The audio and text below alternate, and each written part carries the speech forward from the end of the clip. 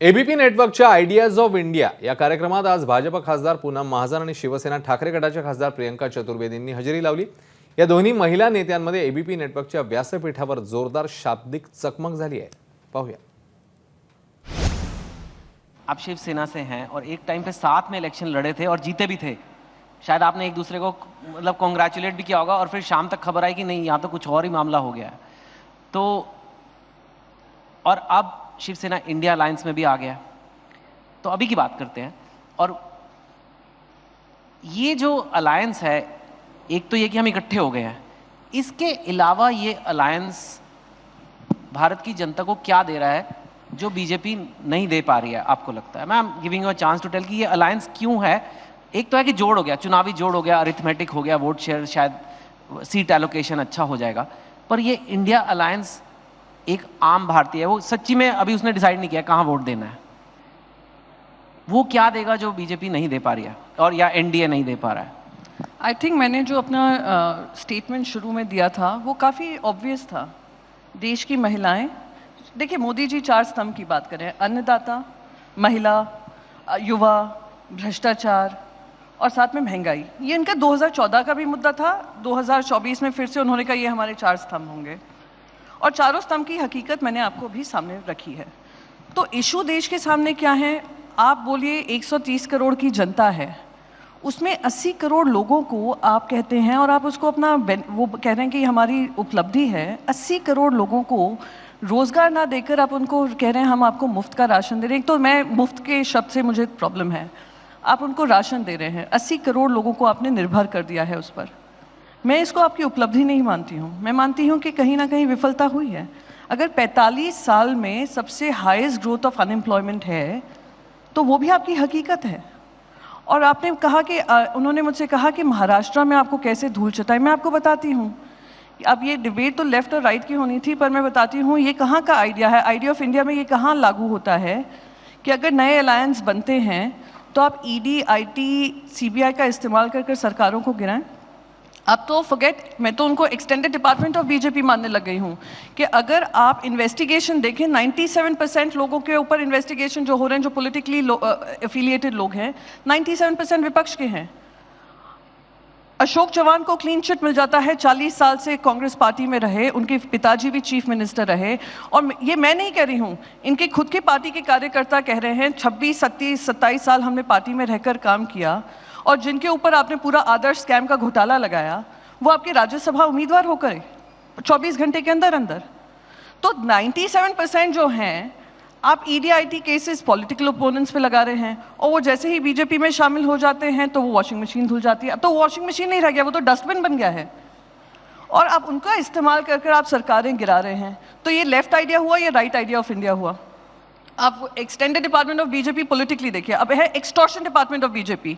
अभी हाल ही में supreme court का एक निर्णय आया जहां पे इलेक्ट्रल बॉन्ड्स को पूरी तरीके से रिजेक्ट कर थ्रू आउट किया है। उसमें से डोनेशन सबसे ज़्यादा किसको आ रहे हैं? भारतीय जनता पार्टी को आ रहे हैं। हाल ही में एक बड़ा इन्वेस्टिगेटिव स्टोरी आई है, 30 कंपनीज ऐसी हैं जिन्होंने 330 करोड़ दिए हैं। उसमें से 23 कंपनी में किसी तरीके का उन्होंने डोनेशन नहीं दिया था बीजेपी को, पर जैसे ही ईडी, आईटी, सीबीआई उनके घर पे ऑफिस में पहुंचे हैं उन्होंने डोनेशन देना चालू कर दिया, पॉलिटिकल डोनेशन बीजेपी को। तो अगर आप लेवल प्लेइंग फील्ड नहीं करते तो ये आइडिया ऑफ लेफ्ट और राइट ही नहीं रहता, ये आइडिया ऑफ डेमोक्रेसी नहीं रहती है, ये आइडिया ऑफ ऑटोक्रेसी बनती है। तो हम जो देश के सामने रख रहे हैं, और जैसे मैंने धूल चटाने की बात, उन्होंने इंदिरा गांधी जी की बात की, मैं उनको याद दिला दूं, इंदिरा गांधी जी हारी जरूर थी पर 1.5 साल के अंदर फिर से दुगने वोट से जीत कर भी आई थी। मेरे कहने का मतलब ये है, जो जो प्रजातंत्र को खत्म करने की कोशिश करेगा जनता उसको सबक सिखाएगी। And the idea that we are living in right now is not really the idea of what India should be. ठीक है, मैं आपको जवाब देने का ऑफकोर्स मौका दूंगा, लेकिन मेरे को एक वैसे बात बता दीजिए, शिवसेना लेफ्ट विंग पार्टी है या राइट विंग? अब मुझे आप बता दीजिए देश में लेफ्ट विंग नहीं, आप मुझे, मैं आपसे एक और फिलोसॉफिकल क्वेश्चन पूछती हूं। Ideas, investigation stories are coming from left wing media. No, I want to say one thing. Idea of left. क्योंकि आप ही ने लेफ्ट विंग राइट विंग बोला, मैं तो सिर्फ पूछा था आप क्या अलग करोगे? I'll explain to you, क्योंकि मैंने ये कहा था, डिबेट का टॉपिक ये था। अब मुझे आप बता दीजिए, इस देश में एक तो सबसे पहले आई हैव अ प्रॉब्लम, हमने अपने देश को left wing politics, right wing politics, जो यूरोपियन आइडिया ऑफ डेमोक्रेसी है, यूरोपियन आइडिया ऑफ पॉलिटिक्स है, अमेरिकन आइडिया ऑफ पॉलिटिक्स है, वो हमारे देश में लागू नहीं है। आप मुझे ये बताइए, 80 करोड़ जनता को आप राशन दे रहे हैं, वो लेफ्ट विंग आइडिया या right wing idea? I am asking you, traditionally left wing. Now जब तो आप इंडियन इकोनॉमी को लिबरलाइज करते हैं, वो लेफ्ट विंग आइडिया या राइट विंग आइडिया है? It's right wing. एग्जैक्टली। किसने किया? किसने किया? कांग्रेस पार्टी ने किया उस समय पर, माइनॉरिटी गवर्नमेंट थी। यहाँ पर किसने किया? 80 करोड़ लोगों को राशन दे रहे हैं, भारतीय जनता पार्टी। सो ये लेफ्ट और राइट विंग कंस्ट्रक्ट खत्म होना जरूरी है इस देश में। और इंदिरा गांधी जी ने एक बड़ी बात कही थी जब उनसे ये सवाल पूछा गया था, left, you see yourself on the left side of politics और the right side of politics? She said, as an Indian, I see as my politics being straight and in commitment to my nation, and we will take decisions as per what my nation needs. And that is what Shiv Sena is. Shiv Sena के साथ backstabbing होगी। 25 साल के आपके alliance partners हैं। तो किसने पहले backstab किया था? ट्रीपोल अलायंस होता है। देखिए, राजनीति में हम एनजीओ नहीं चलाने आए हैं। राजनीति में जब अलायंसेस होते हैं, डिसीजन पे होते हैं। 2014 में हम लोग अलग अलग लड़े थे, भारतीय जनता पार्टी और शिवसेना। और 2019 में हम पे ये कमिटमेंट देकर लड़ाया गया था साथ में कि 2.5 साल की चीफ मिनिस्टरशिप होगी। आप उस पर मुकर्रर, बिहार में आपकी सीट ज़्यादा आती है पर मुख्यमंत्री नीतीश कुमार बनते हैं। पंजाब में आपके अलायंस पार्टनर मुख्यमंत्री बनते हैं। शिवसेना ने आपके साथ 25 साल रहकर यही गुनाह किया कि आपके साथ 25 साल भरोसा किया, ये कि आप 2.5 साल का कमिटमेंट निभाएंगे और आप नहीं निभाएं, तो क्या हम यहाँ पे हाथ रख कर बैठे रहे? नहीं, ये अलायंसेस, नए अलायंसेस, पोस्टपोल अलायंसेस सिर्फ बीजेपी का अधिकार है, हमारी पार्टी का नहीं है। दुख यही है कि एक होता है ना कि दो लोगों की लड़ाई होती है, जिन दो लोगों का बहुत प्यार था, जब उनकी लड़ाई होती है ना तो ज़्यादा दुख होता है। तो शिवसेना और बीजेपी तो दो भाई या मतलब एक ही परिवार के थे। वो नाम शिवसेना है, वही same similar like agenda of India, Hindutva, सब तो इतना मैचिंग था। हमारा तो अभी भी कोई एजेंडा से हम नहीं हटे हैं, पर हमारा एक एजेंडा है और हमारा हिंदुत्व वो है, दिल में राम हाथ में काम।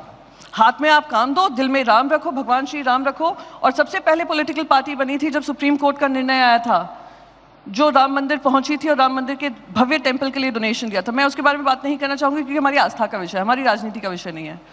पर वो उस धर्म का पालन हम करते रहेंगे और जनता के साथ भी जो धर्म है वो निभाते रहेंगे। पर सबसे बड़ा धर्म जो भगवान श्री राम ने सिखाया था, उन्होंने क्या सिखाया था? रघुकुल रीत सदा चली आई, प्राण जाए पर वचन न जाए। हाँ। आपने वचन दिया, वचन को नहीं निभाया, तो हमारी भी जिम्मेदारी बनी कि हम अपना रास्ता निभ करें और वो रास्ते पे हम चल रहे हैं। वचन दिया था, पता नहीं। सबसे पहले मुझे बहुत अच्छा लगता है कि प्रियंका जी बहुत जोरों शोरों से इंदिरा जी के बारे में कह रही हैं। इंदिरा जी को हम सब सम्मान करते हैं, उनको अपनी पुरानी पार्टी की भी यादें ताज़ा करनी होती क्योंकि अभी वो अलायंस में चली गई है। Prime minister, it's a bit unfair of you know to no, pull I back am saying we both respect her, so that's let me put it this way. Thank you. And उसके बाद वो जब शिवसेना के बारे में बात करती है, उनको क्या पता 2014 में शिवसेना ने क्या किया, 2019 में शिवसेना ने क्या किया। एक तो आप उस कमरे में बैठी हुई थी ना, मैं उस कमरे में बैठी हुई थी, लेकिन मैं उस प्रेस कॉन्फ्रेंस में भी थी और मैं सब जगह थी। मैं तो सालों से पहली शिवसेना और भारतीय जनता पार्टी की अलायंस हुई तो सबसे पहले मैं थी। As being Poonam Pramod Mahajan, I have seen it. और ये जो रघुकुलती, ये जो आपकी सारी सदा रीत चली आई, प्राण न जाए, तो आपने वचन जब 50 आपने फिर से एक बार वो प्रियंका जी देखना चाहिए प्रेस कॉन्फ्रेंस जहाँ पे बात हुई थी 50% की, ऐसे उन्होंने कहा। तो 50% की जब बात हुई, जब हम चुनाव लड़े और हमारी 2.5 साल मतलब 50%, let me just clear it. See 2.5 साल का सीएम नहीं कह रही हूँ मैं, उन्होंने पहले उद्धव जी ने कहा 50%। ओके, हम हर चीज में आधे आधे भाई इकट्ठे रहेंगे। तो मेरा ये सवाल है और इस सवाल का जवाब कोई मुझे शिव सैनिक दे नहीं रहा है, आप जरूर दे पाएंगे मुझे, कि आने वाले समय में जब हम जीत के आए थे 2019 के चुनाव में, तो 22 नवंबर को जब 19 को सारे मेयर के पर्चे भरे गए थे, तो क्यों नहीं आपने 2.5 साल के बाद कहा नहीं कि हमने भाजपा के साथ 50% का वादा किया है और जब 22 नवंबर को हमारा मेयर बदलेगा 2.5 साल के बाद, तो हम भारतीय जनता पार्टी को देंगे, तो हमारी तरफ से भी हमारा 50% होगा और आपकी तरफ से भी 50% होगा। जो चीज़ हमें पता नहीं है उस पर ऐसे ही अटकलें चलती रहेगी तो यही राजनीति होगी। और मैं ये सवाल, आपने इतने सारे सवाल उठाए और उनको इनका कहना होता है कि ऑपोजिशन में इनको बोलने नहीं देता है, तो आज उनको ये भी पता चला उनको ज़्यादा बोलने के लिए मिला है। आपने बहुत सारे ऐसे निर्णय कहे कि 2019 में क्या हुआ। ये आपको मैं फिर से दिल से कहना चाहती हूँ कि उद्धव जी इस सवाल का अब तक जवाब नहीं दे पाए। मैं उनका सम्मान करती हूँ, मैं हर चीज़ का सम्मान करती हूँ। आप हर वक्त ये सवाल पूछते हैं कि इनकी अलायंस हुई कि नहीं, उनकी अलायंस हुई नहीं। पीठ पे छुरा 2014 में हम अलग क्यों हुए? 2009 के चुनाव में शिवसेना और भाजपा के साथ क्या हुआ था? 2004 में क्या हुआ था? ये सम्मान बाला साहब ठाकरे के लिए इसीलिए है, इसलिए भाजपा ज़्यादा बोलती नहीं। लेकिन इनकी तरफ से ऐसे वार होते हैं जो बिल्कुल एक मतलब सब देने के बाद भी आप उस रूप से स्वभाव आपका दिखाते हैं। This shows the upbringing of the party. Then wow, ये दुख की बात है। से हमने सब कुछ दिया शिवसेना को। दिया नहीं मैम, हम अगर सबने आप प्यार अपना दिया। थोड़ा इतिहास बीजेपी का भी याद रख लें, महाराष्ट्र में आपकी क्या स्थिति थी और आप कहाँ आए हैं? Madam, I think that's a very wrong statement and मुझे दुख लग रहा है आप शिवसेना में 2019 कुछ दिया आपको। नहीं, पूनम जी, आपका वचन आप 2019 अप्रैल में आप शिवसेना में आई प्रियंका जी, है, लेकिन सालों आपको से लगा- आप शिवसेना के बारे में नहीं जानती। Okay. आप अभी स्पोक्सपर्सन है बोल रहे हैं, assume की बात है नहीं। For you to assume I don't know what I'm talking about is I'm actually stating the incorrect. facts. I'm stating the facts. आगे बढ़ते I हैं। think you- मैं So ये from कह रहा हूँ 95 election to here, Poonam ji, One I'm second. stating the facts. Poonam One ji, second, I Priyanka take ji, strong लेकिन objection आपका to what वचन टूटा। Chetan ji, one second. नहीं, वचन टूटा। 1 second, allow me to say 30 seconds I will थोड़ा take. Hindi I में won't please। take more, 30 seconds. हाँ। I take strong objection to the fact where Poonam ji has assumed that I don't know what I'm talking about. B, that BJP has done us some huge favor. Let her also go back to her own history, her party's history, what its presence in Maharashtra was, and who has stood firmly with them when there were 2 seats, 4 seats, 8 With seats, due 20 respect, seats. Thank you. with due respect. Ma'am Hindi में जरा ये Hindi channel Honey, पे मैं live दुख मैं मुझे दुख इस Sorry. बहुत हाँ। वो अंग्रेजी में आ गई तो मैंने सोचा हाँ, आपने नहीं, भी वो हो अंग्रेजी जाता थोड़े है कई शब्द बार। क्योंकि हूँ मराठी माध्यम से मैं मुझे इतना दुख हो रहा है कि शिवसेना और भारतीय जनता पार्टी का रिश्ता, इसके बारे का इतिहास जो मुझे पता है या ठाकरे परिवार को पता है, वो बहुत कम लोगों को पता होगा। लेकिन उसके बाद की जो अटकलें 2019 के बाद हुई है, वो बहुत सारी झूठ की पॉलिटिक्स में हुई है। हर कोई अपने अपने, फिर आपको इतना वचन की दिक्कत हुई तो आपको सीएम बनने की इतनी जल्दी क्यों थी? आपने तो हर वक्त कहा कि सीएम मेरा शिवसैनिक होगा 50% में। तो आपने आपका मुख्यमंत्री घर में, दूसरा मंत्री घर में, सारा मंत्रालय घर में क्यों फिर बनाया? आपने फिर बोलना चाहिए था की माझा शिवसैनिक मुख्यमंत्री होणार बाळासाहेबांचं स्वप्न होतं। फिर आपने वो सपना पूरा क्यों नहीं किया? आपने घर के सारे मंत्रालय बांट दिए और उसके बाद आप कह रही है कि आप उसको आगे लेके बढ़ा रहे हैं। तो मुझे लगता है ये भी एक बात है जिसमें दुख की बात है देखने के लिए। और आप हर वक्त चाहिए, जब भी आप मतलब परसों एक कांग्रेस के आपके ही अलायंस के एमएलए ने खुद प्रेस कॉन्फ्रेंस लेके कहा कि मुझे इस बात का दुख है कि शिवसेना के साथ हमारी अलायंस थी, हम 3 मुस्लिम एमएलए बैठे हुए हैं और वहाँ पे उद्धव ठाकरे खड़े रह के, क्योंकि वो हिंदुत्व की बात कर रही हैं, वो हिंदुत्व से परे हैं नहीं परे हैं, इन्होंने क्या डोनेशन राम मंदिर के लिए दिया, वो सब ठीक है। जब आला साहब ने कहा कि मस्जिद हमारे शिवसेना क्यों नहीं तोड़ दी, मैं उनका शिवसेना बाला साहब ने कहा तो हम भी कह उनका, रहे हैं। देखिए हम उनका सम्मान करते हैं। तो उस सम्मान के बाद मैं कहना चाहती हूँ, खुद उद्धव जी खड़े रहे और उन्होंने कहा कि बाबरी मस्जिद मी पाड़ ली, और उस पर सारे कांग्रेस के नेता कह रहे हैं कि इन लोगों के साथ हम क्यों जाएं। तो आपकी अलायंस की अंडरस्टैंडिंग हिंदुत्व की है, वो सेक्युलरिज्म की, सो कॉल्ड फेक सेक्युलरिज्म की है। आप एग्जैक्टली करना क्या चाहते हैं? और साथ में भी रह के आप कह रही थी कि हम मुफ्त की रेवड़ियां बांटते हैं, ये करते हैं, वो करते हैं। तो मुफ्त की रेवड़ियों वाली पार्टी के साथ आपको पसंद नहीं है कि मुफ्त देना नहीं चाहिए, तो मुफ्त की रेवड़ी देने वाली पार्टी के साथ आप दिल्ली में अलायंस क्यों कर रहे हैं? तो उनका कहीं ये मुफ्त की रेवड़ियां बांटे, इनके साथ हम अलायंस नहीं करना चाहते हैं।